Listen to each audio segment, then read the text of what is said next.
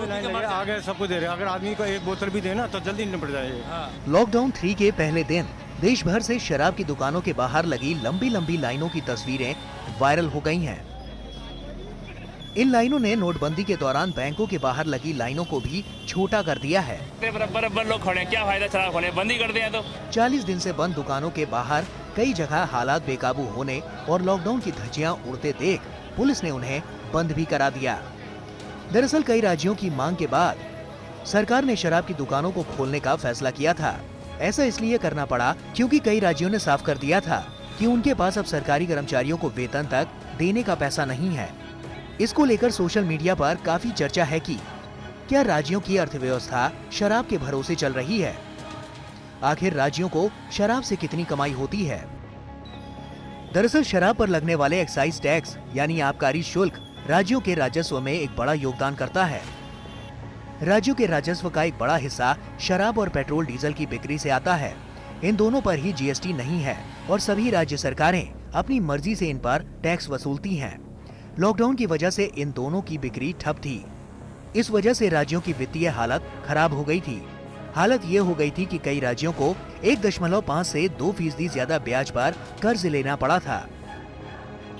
अब अगर अलग अलग राज्यों की कुल आमदनी में शराब की बिक्री से होने वाले राजस्व को देखें तो समझ आएगा कि वाकई राज्यों की आमदनी का एक बड़ा जरिया अल्कोहल की बिक्री है।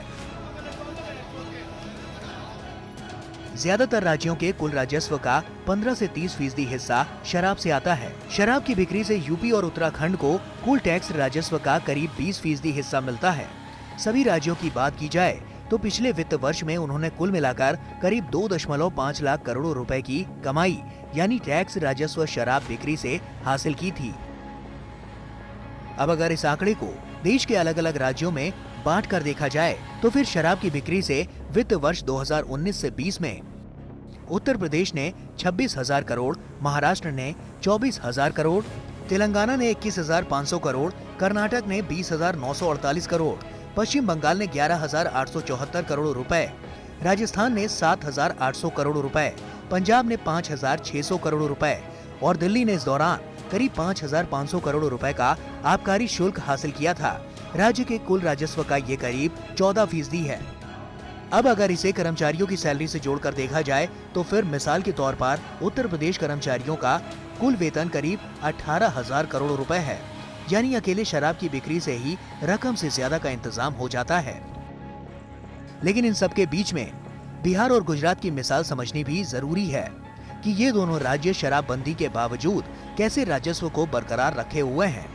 साफ है कि विकल्प मौजूद है और अल्कोहल जैसी सामाजिक बुराई पर प्रतिबंध जारी रखकर भी राज्य आमदनी को बढ़ा सकते हैं, लेकिन इच्छा शक्ति की कमी इसके आड़े आ रही है।